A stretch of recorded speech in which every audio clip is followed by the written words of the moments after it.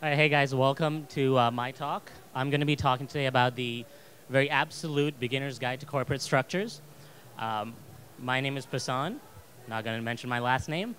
I'm going to run through how this works, right? When we were making this talk, it's kind of very tedious information. It's very useful to know. If any of you are entrepreneurs, you need to know all this stuff to start your company. Most people kind of see it as in the way of when you're trying to build the next latest and greatest technology, and starting a company and creating that corporate structure is kind of a bump in that road. So most people either outsource it to a lawyer or just tackle it later when the time comes to it. But the goal of this talk is to kind of inform you about all those things out there, so that you can make an informed decision, and you don't necessarily have to go to a lawyer, which brings costs down, which is always great for running a business.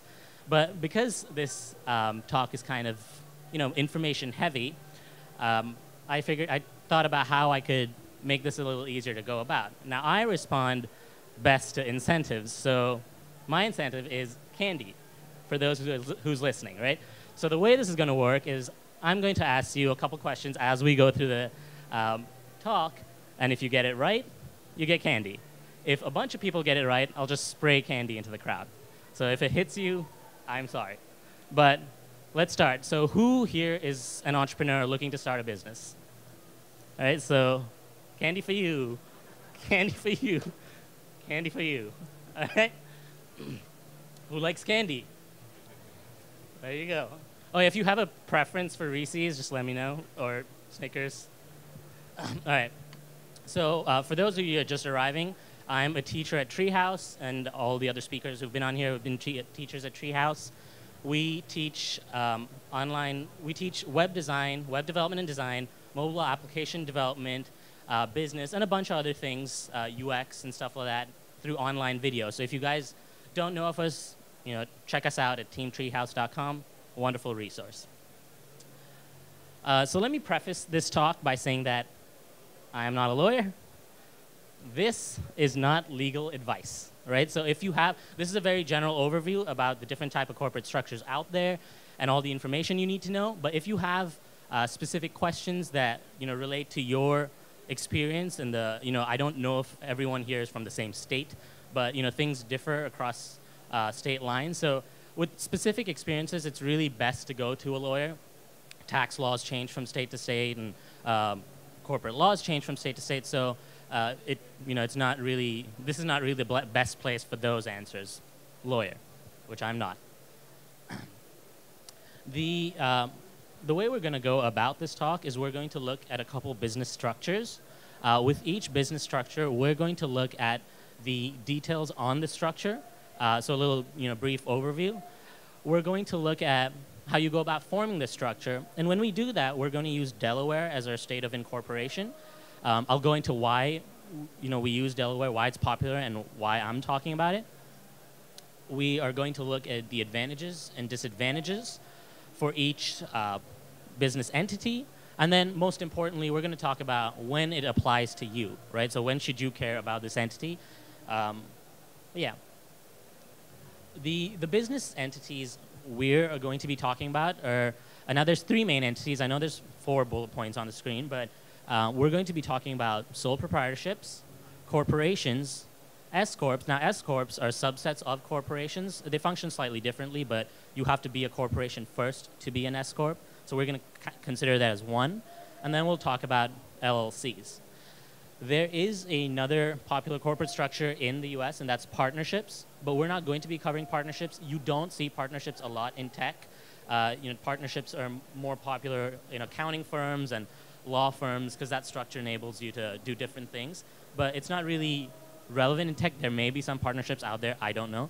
But we're going to bypass that.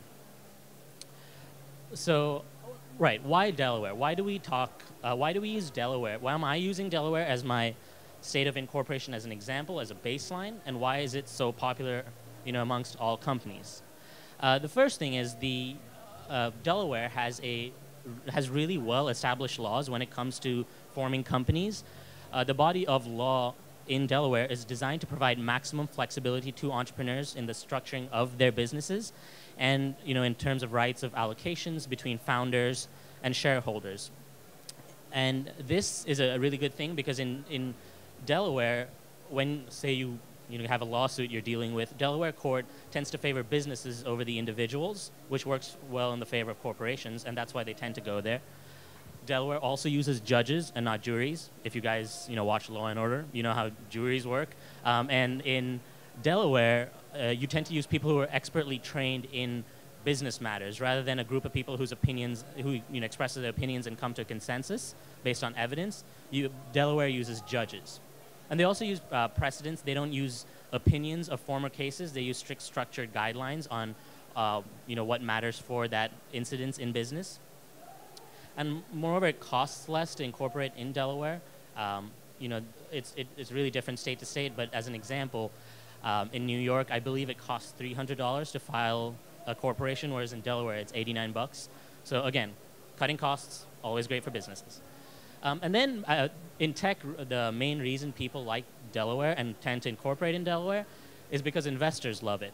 If raising funding is somewhere in your roadmap, and if you're not incorporated in Delaware, then an investor is going to kind of reiterate that you need to reincorporate in Delaware anyway because of some of the advantages that the Delaware incorporation, the body of law gives both the investors and the companies. They feel it's safer that the company is protected rather than an individual.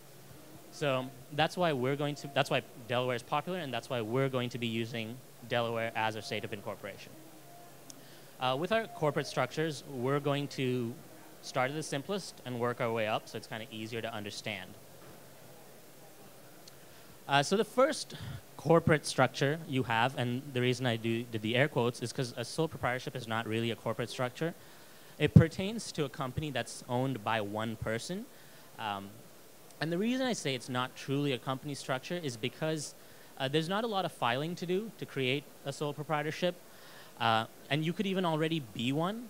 Certain states recognize you as a sole proprietorship even if you just do business on the side. For tax purposes, they're going to recognize you as a sole proprietorship. So, for example, if you do freelance web design or development work on Elance or Softfolio or things like, or websites like that, then your state could already recognize you as a sole proprietorship even though you haven't actively gone out and applied for it and decided I'm going to be a company. So that's why I mentioned it's not really a company structure.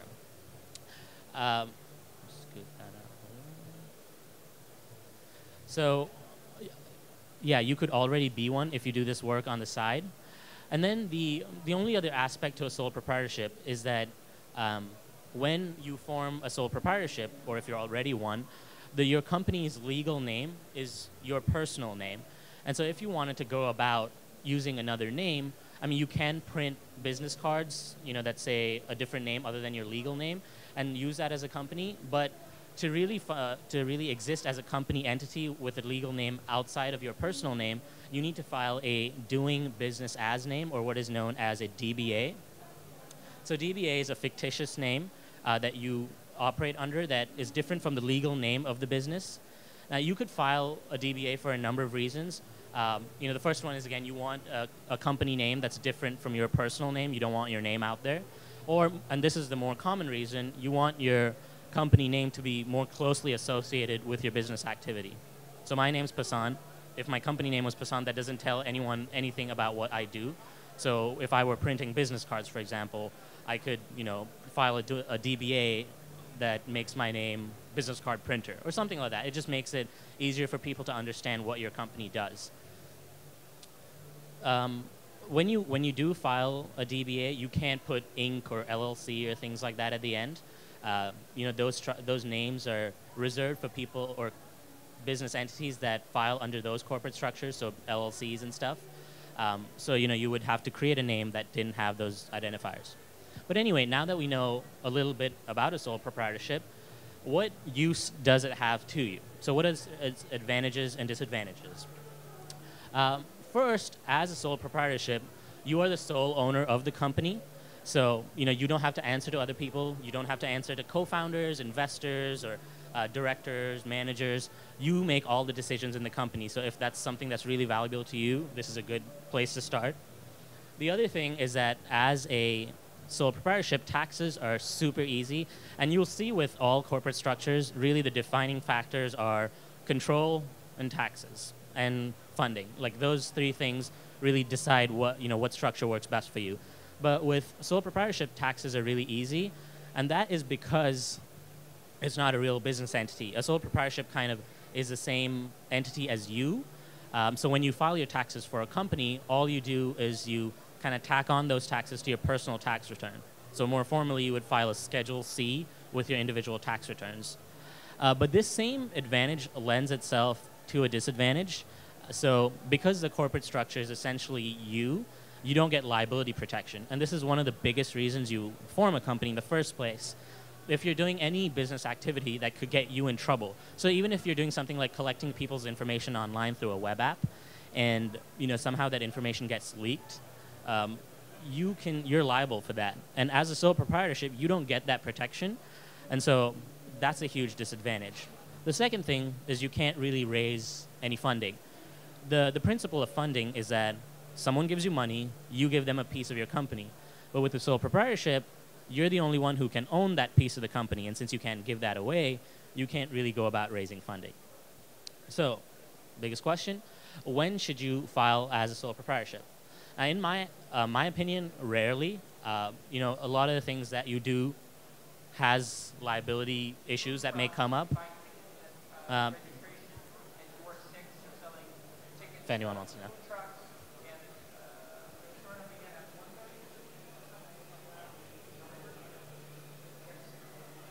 So yeah, in my opinion, rarely. If you want a super simple structure that only gives you, that all you want is a way to file your taxes with ease, then this works for you.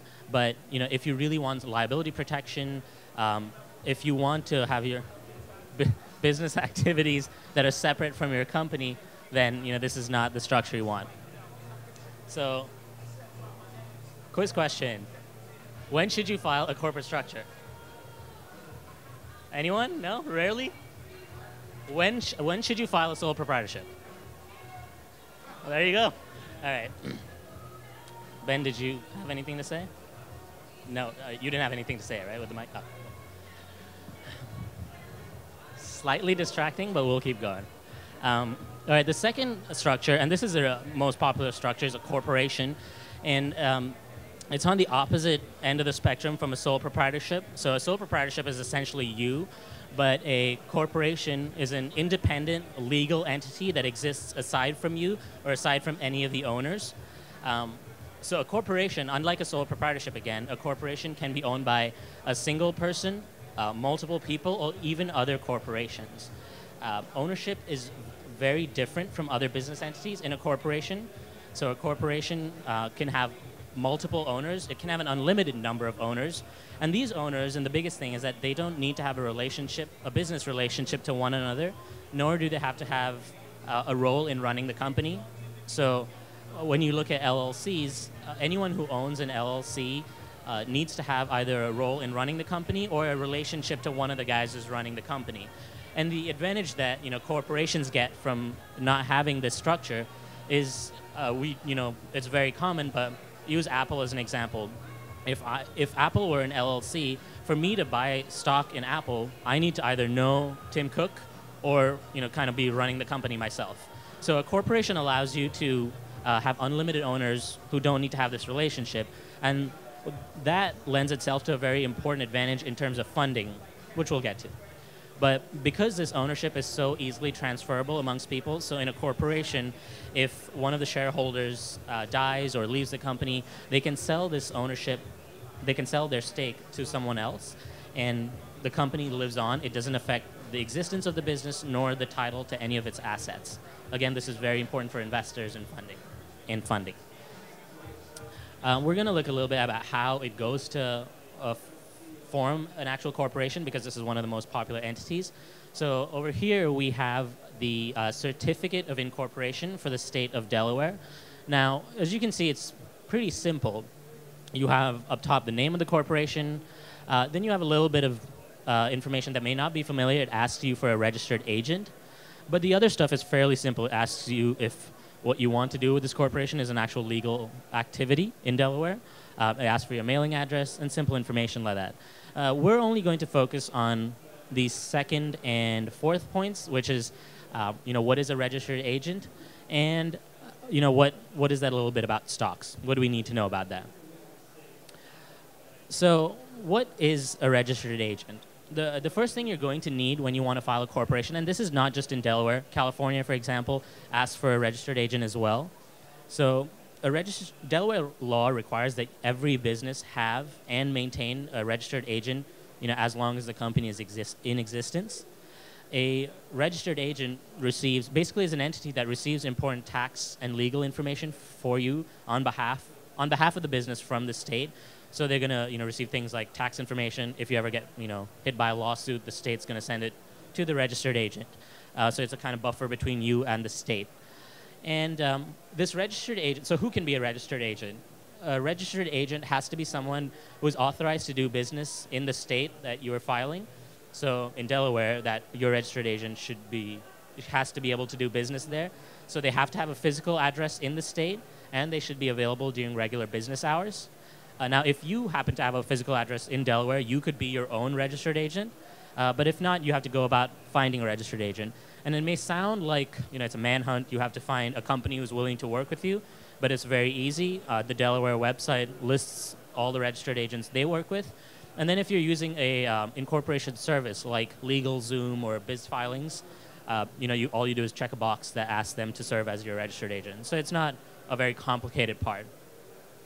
The next part that the Certificate of Incorporation talks about is the fourth one. It says, what is the total amount of stock that this corporation is authorized to issue, and what is the par value of the share. Now, we're not going to go into the details of stocks. That's kind of outside the scope of this talk. But if you were to go and file a corporation in Delaware tomorrow, what do you need to fill out in those two spaces, right? So the first thing is the authorized shares. Now, regardless of the type of stock you issue, you need to be familiar with these terms. So authorized shares is the entire pool of shares that the company possesses and can then issue out to other people. So think of it as this giant pool of stocks that once you're existing as a company, you can give out to founders, you can give out to directors, to shareholders, to employees if you want to have an attractive benefits package. And compensate them with stocks. So all those things come from this pool, this authorized shares. So when you're filling this form out, you need to put in a pretty large number, and most investors will advise you to put something like 10 to 20 million shares in there. The par value of the share is basically a nominal value that you arbitrarily assign to the share, and it's a really low value. It's not the market value. If you were to go and look up Google or Facebook or Apple in the market and you see the dollar amount, now that's not the par value. The easiest way to explain par value is, say I was going to start a company. I authorized 10 million shares. Now, when you issue yourself as the founder, when you issue yourself shares, you need to buy that from the company. And so you can set the par value, which is the initial nominal value of the share, so low that you don't really pay a lot for it. So if I issued 10 million shares and I wanted to have 50% ownership and I wanted 5 million of that, I can set the par value of each share at $0.0001. So that means for 5 million shares, I only need to pay like $500. So this is more for tax implications and other things that comes into account when you're assessing the value of the company. So it just, all you need to know is assign it so low that if you were to buy these shares from the company, you don't pay a lot as a founder. And that's really the only things. Well, the issued shares is not on the form, but to be easier to understand, issued shares are all the shares that you give out. When you say you were to bring on another co-founder and give them 10% ownership, you issue them shares from that initial authorized pool. And once a share is issued, it's always issued, even if the company were to buy it back from the person. So those are the basic things you need. You don't really need a lot of information to go ahead and file a corporation. So as an entrepreneur, you're busy with the tech. This seems like it's a hassle. It's really very simple. All you have to do is fill out a few bits of information. You can go online, do it on a website, pay them money, and they'll send it back to you. But what is the advantage of doing that, right? So what advantages do corporations give that makes it one of the most popular corporate structures or business entities? So the first thing, and I mentioned this in sole proprietorships, is that As a sole proprietorship, you don't have any liability protection. So anything you do or anything your employees do can come back and hurt you. So a corporation has limited liability protection. Now, it's not unlimited. You can't just do anything and get away with it. But if you were working with contractors or third-party companies and you owed them money and you couldn't pay them back, those companies can't touch your personal bank account. But with a sole proprietorship, they can take your home, your car, all your assets, basically. There's no wall in between you, the owner, and the company. So that's one of the biggest advantages that corporations get. The second thing is tax treatment. Now, corporations are only taxed on a portion of their profits. They're only taxed on what they distribute to the shareholders. And we'll see that this is different with LLCs, because with an LLC, whatever you earn, so you make $10 million in profit, that whole thing is taxed even before it's sent out. But with a corporation, only what you choose to distribute as dividends or wages are taxed, which saves a lot of money. Again, underlying message of the talk, cutting costs is the best thing you can do. The third advantage is raising funding, and this goes back to the stock part that I just talked about. So in a corporation, you can create different classes of stocks, right? Again, we're not going to go into too much of a detail, but the two different types of stocks are common stocks and preferred stock. Now, common stock is what you buy in the market. It's one share of Apple or Google or whatever. Preferred stock is what investors get. Now, with preferred stock, you can create all sorts of rights and privileges that give them, grant them rights above, any of the other shareholders. And this is important in the event that the company's bought out, liquidates because of bankruptcy.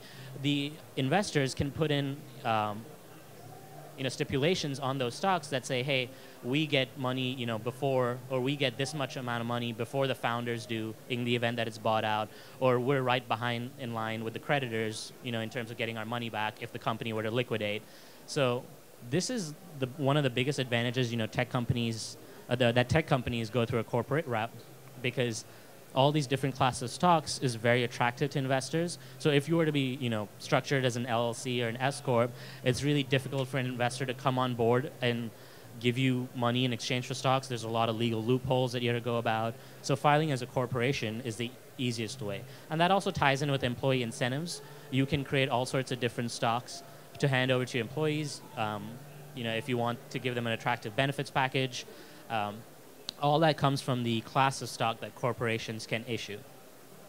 There are a few disadvantages with corporations. These are initial disadvantages and a few minor ones, going through.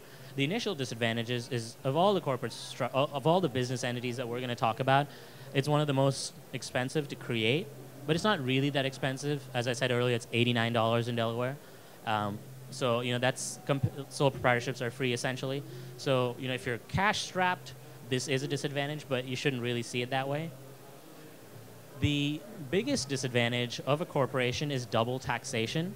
So because a corporation is a separate legal entity from you, they're taxed themselves, and then if you were to get money from them, you are taxed as an owner as well. So to highlight this with an example, when Apple earns whatever $1 billion they make in a quarter, they are taxed on that amount. And then if they distribute some of that excess cash in terms of a dividend payment to some of the shareholders, then if I'm a shareholder, I pay a tax on that dividend portion as well. And so at every step of the way, the government's taking a little bit of cash out. And so, that's one of the disadvantages of double taxation. If you're not distributing dividends, not a big deal, right? And then there's the additional paperwork, and this is more of a burden than a disadvantage. With a corporation, you're required to have meetings where you hold minutes and you inform all the shareholders of everything that you decide. So you have to create annual reports, file that with the state, mail them out to all your shareholders or email them. There's more regulatory burden and paperwork because they give you all these. It's a little more lenient in how many owners you can have, and with so many people owning a bit of the company, you have to keep them all informed. So you have to do a lot more paperwork on that end. But again, that's not really a disadvantage. When is a corporation good for you? So if you ever have a product or service that increases liability issues, then you need a corporate structure. Whether it's now both LLCs and corporations, whether it's a regular C Corp or an S Corp, gives you that liability protection. But if you ever have a product or service that takes money from people, collects information from people, you need this buffer between you and them so that they can't personally go after you, even though it may or may not be your fault. And then if you're planning on raising funding, like I mentioned earlier, there's all these different classes of stocks. Investors love it. You can talk to some of the VCs here today, and they'll tell you to file as a corporation. That's one of the biggest advantages that you get with a corporation. And that same, like I mentioned earlier, the same class of stocks allows you to hire multiple employees, bring on excess, multiple co-founders, because you can have unlimited owners. Break time. Questions.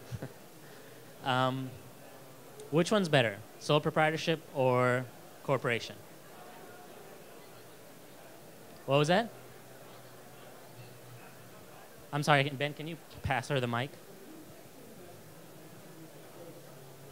Okay, I think I understood what you said. So depending, right? Okay, so say you're collecting money from someone, or say you're working with a third-party service and you can't pay them. There you go. Does anyone else want candy? You got to answer a question. No? All right, I'll make it simple. Which one gets doubly taxed, sole proprietors or corporations? There you go. You can pass that on to him. My bad. All right, let's move on. There's plenty of candy for everyone, and I know this is tedious, so I'm just going to spray. Right? All right, so the next corporate structure we're going to talk about is S-corps. Now, S-corps are subsets of corporations, which means that you have to initially form a corporation and then elect to file as an S-corp. And there are certain stipulations around that, so you can't just choose to do it. And these stipulations are restrictions in some ways, but if it works for you, and it's good. But you start off by forming a corporation, and then you go through these IRS regulations, right? If to form an S-corp, you need to have, let me grab my list here. So the corporation must be a domestic one. So, as I mentioned earlier, corporations can be owned by other corporations. So if you have a corporation here, and then someone who you're working with overseas, they can be an owner in that corporation as well.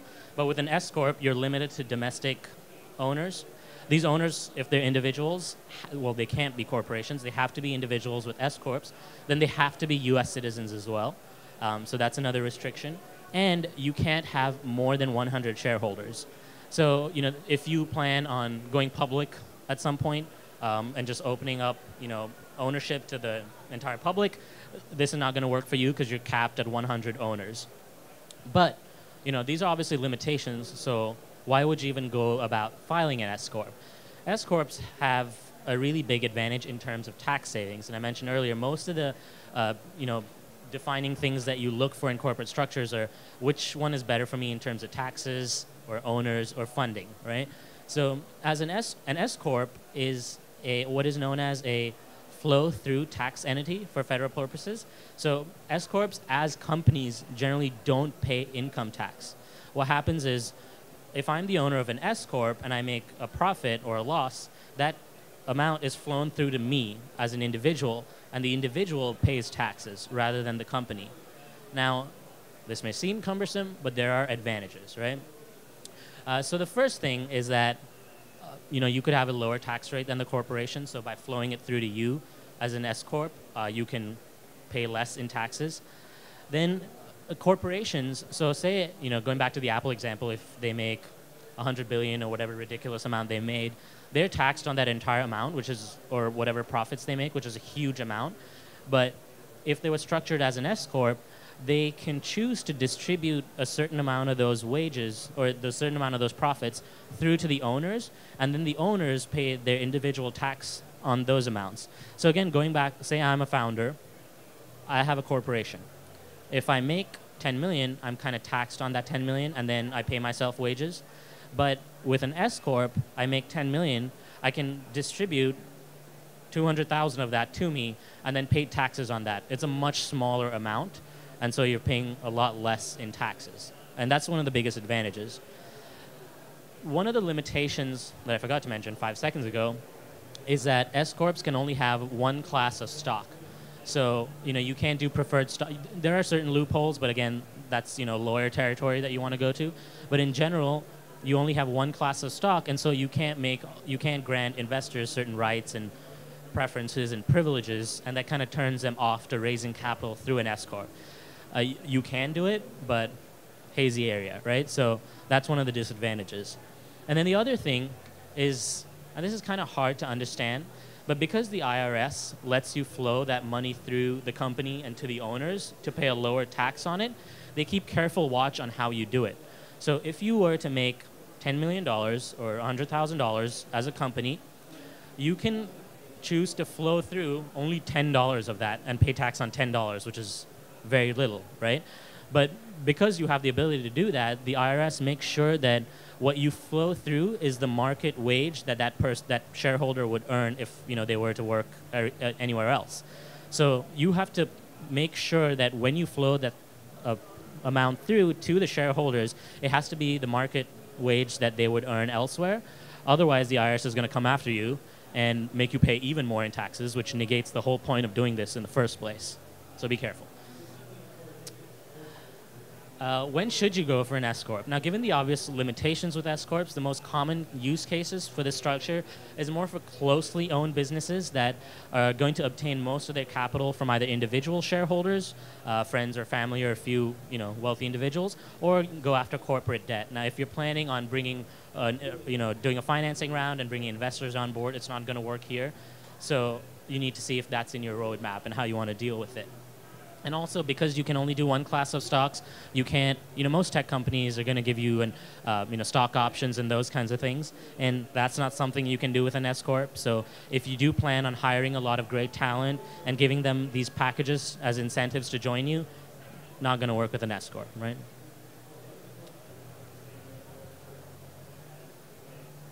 True or false? Is an S-Corp a flow-through entity for tax purposes? All right, so 1, I need to get better at this. 2, and 3. There you go. Sorry about that. The last company structure we're going to talk about is an LLC, and an LLC stands for Limited Liability Company. So an LLC is a hybrid company that combines the limited liability features of a corporation along with this federal tax treatment that we just talked about. So the owners of an LLC are comparable to, well, the owners of the LLC are called members, and they're comparable to shareholders in a corporation. They don't have any of the limitations that S-Corps do, so you don't have, you can have as many owners as you want.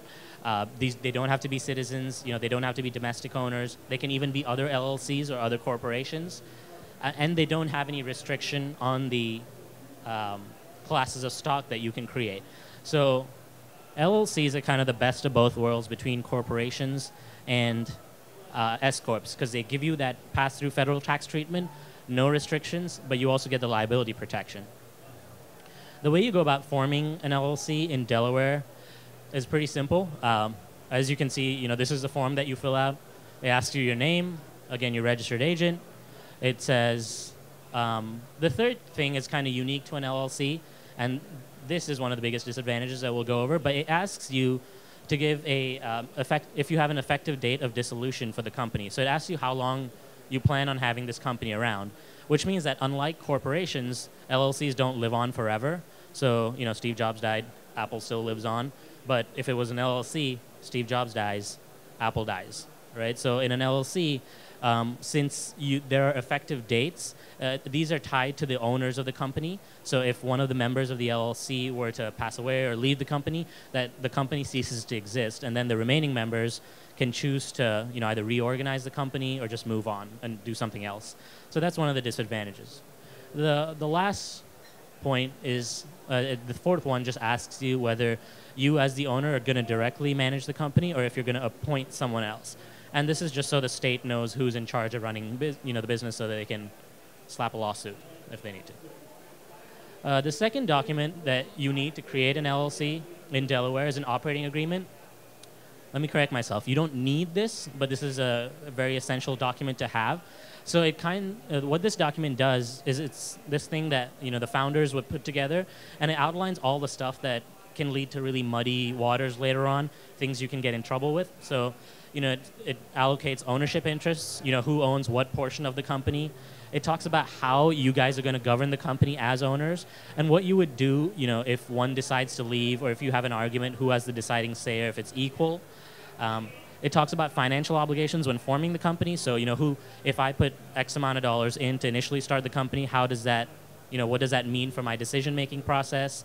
So it sets these guidelines that, make it smoother to run a company. And on, I guess tomorrow, the talk I'm going to be giving is about the, basics of VC financing. And you'll see that one of the biggest issues with funding in companies is that founders tend to bicker down the road. It's inevitable. You're running a company and there's a lot of hard decisions to be made.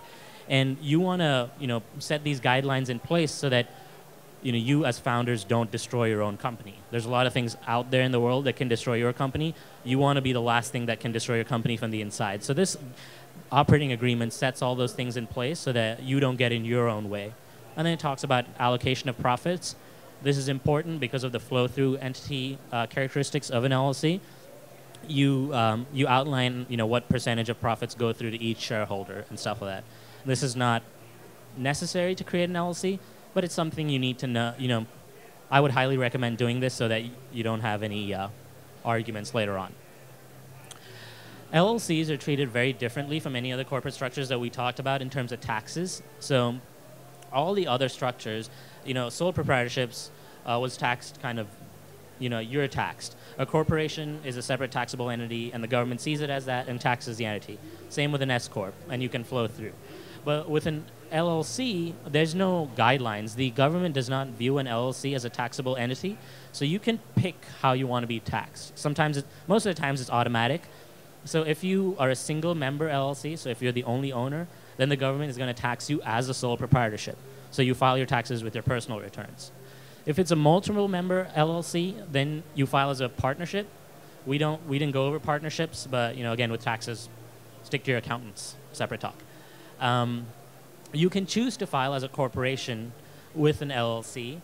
And again, what you do is you make sure you fit these guidelines and you check a box on a form that says, I'd like to be taxed as an LLC, as a corporation, and that can, you don't file it with your personal tax returns, you file it as a separate entity.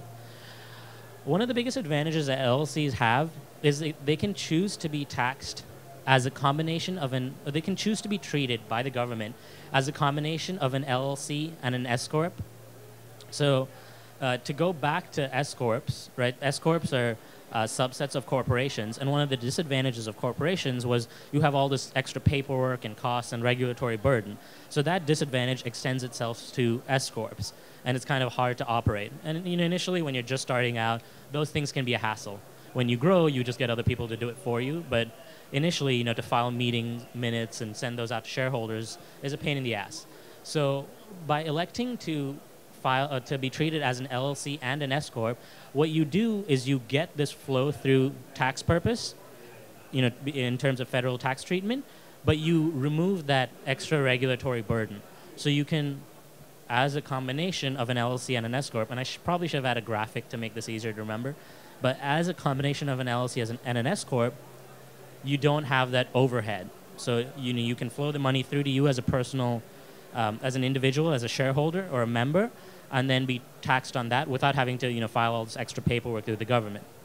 But if you notice, both, or true or false, do both LLCs and S-corps, are they both flow through entities for tax purpose? Yes or no? Raise your hand who answered. Free candy for all.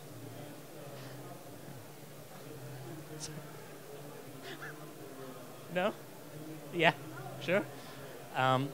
So yeah, they both have the tax flow through tax purposes, right? So what's the combination? What's the point of getting being treated as both? Well, now this goes more into the murky details of how you're taxed. But with an LLC, you are considered self-employed, so you pay employment taxes on this whole portion that you earn, right? So with an S corp, say I'm a founder.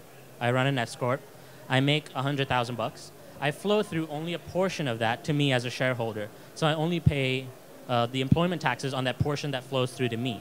But in an LLC, because you're considered self-employed, the company entity is basically you. You earn $100,000. You pay employment taxes on that entire amount before it flows through to you. So again, you're trying to avoid taxes, with everything that you do here. So by choosing to be elected, by electing to be treated as an LLC and an S-corp, you get 3 advantages. You get the flow through tax purposes without having to pay employment taxes on that initial bundle, and then you get the less overhead in terms of the meeting minutes and all that. So it's fewer taxes, you're paying less in taxes, and it's easier to operate, right? So the advantages and disadvantages of LLCs. Since it's a hybrid company, it gets that advantage of limited liability from a corporation that we talked about. It gives you the operational ease that I talked about, so LLCs don't have to file meetings and minutes and all that stuff. And then because what I mentioned earlier for S-corps, you have that shareholder compensation requirement. So when you flow the money through to the shareholders, you have to make sure that it's the market wage at least that they're being paid. Otherwise, the IRS is going to come after you. With an LLC, you don't have those restrictions. You can flow through however much you want to. But the big disadvantage, as I just mentioned, is the self-employment tax. You pay it on the entire initial amount that the company makes, and the limited life that we talked about. With a LLC, if the owner dies or if a member dies, the company ceases to exist, and that's something you can't control. So to have something happen to a founder and then the entire organization ceases to exist is a very big disadvantage. When should you go for an LLC? Now, an LLC is good for a business that, if LLCs did not exist as a corporate structure, you would organize yourself as an S-corp or partnership. So basically, you want that limited liability protection that a corporation offers, and you want to pass the taxes through to you. So, if you're an individual, you want less in taxes, this is what you want to go for. I mentioned earlier that LLCs don't have restrictions on the class of stock, but it's still not the best route you want to go if you want to raise venture capital. It's more into the legal loopholes that we'll go to, but this is not the kind of, just keep in mind that if you want to raise funding down the road, corporations are always the best. That's all you have to remember. Now, one of the big advantages of having the ability to pass through losses to you as a business entity is that if a corporation makes losses early on, right, then the company has a loss, and that's it. But with an LLC as an S-corp, as a flow-through tax entity, if your company makes a loss, you can flow those losses through to you and get that as a deduction on your personal tax returns.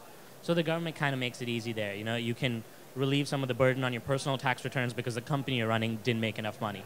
So that's one of the biggest reasons you want to have that flow through tax purposes, especially if there are companies that do a lot of R&D initially, biotech companies, for example, and they're going to make a loss because they're not going to push out a product early on and make all that money and bring the R&D back in, and they're going to have losses. So if you're in that kind of situation, this would work best for you because then you can just deduct it off your personal returns. Kind of silver lining to that immensely dark cloud. To summarize everything, how do you go about selecting a corporate structure once you have all this information in the back of your mind somewhere? It's really simple. You just answer these few questions. So the first one is, how many owners do you plan on having for your company? If you plan on having multiple owners, so more than one founder, then a corporation is really the best choice. It has an unlimited life. The corporation is not affected by whether the owner is still with the company or without. They can transfer that ownership easily and move on. So if you plan on having multiple owners and you never know, whether one person may, after a year, decide, okay, I don't want to work with this company anymore, I'm going to move on. If it were an LLC, it ceases to exist, and the remaining founders are in trouble. So multiple owners, corporation. If you don't have multiple owners, then you can look at some of the other structures, right? So first, you look at how are the earnings going to be distributed. So, if you're going to, so there's a couple ways you can distribute earnings. Either you can, pay them off as wages, or either you can distribute those as dividend payments to the shareholders, so you return a portion back of what the company makes to the owners, or you could funnel that back into the company and allow it to grow. If you know that you're going to be paying, these portions out to some of the owners, then a corporation might not work for you because you're doubly taxed. So corporations are taxed at the corporate level, and then dividend payments are taxed as well. So if you know you're going to do that, then some of the other structures might work for you.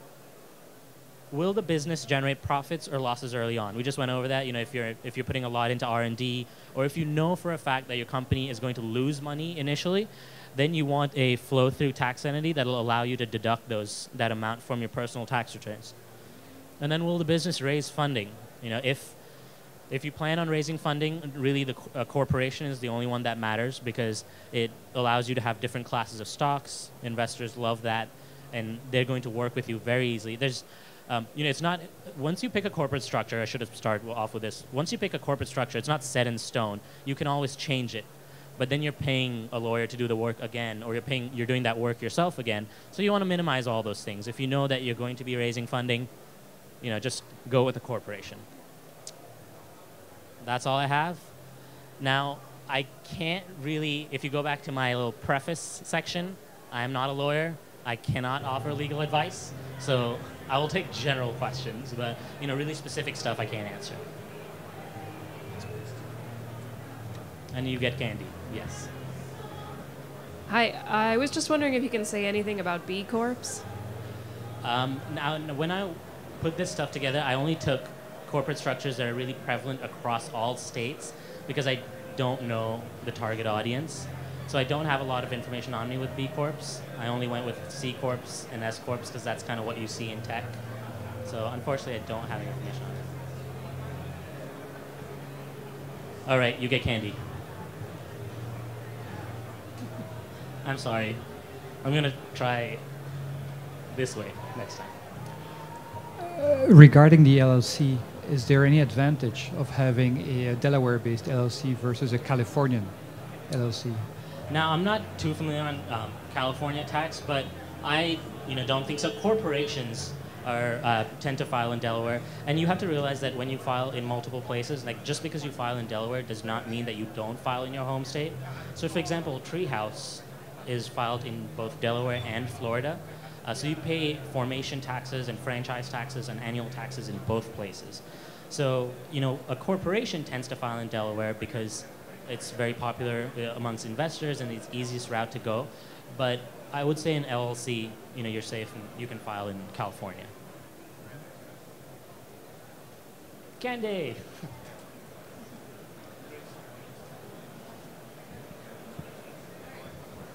So if I have an LLC and a partner that's not paying me and he has the bank account information, obviously I quit, but what are my legal rights to actually sue this guy? See, now that's lawyer territory. Yes, it is. So, I really don't. No, I don't know about lawsuits. I'm sorry. Do you want candy, though? No. It's too far. If that's all the questions, thank you. Oh, never mind. Ben, right up here. Where was it? Or I'm able to hear you. You were saying with an S corp you cannot. You were saying with an S corp you cannot give shares to employees. Correct. Well, you could, but you can only create one class of shares with an S corp in general without having a lawyer like poke really into the details. And so essentially, you would be giving the employee the same rights that you as a founder has. So, that would allow them to make corporate decisions and all that stuff. So, if you want to, adjust those rights that you give to some of the employees in their benefits packages, then you would certainly want different kinds of stock.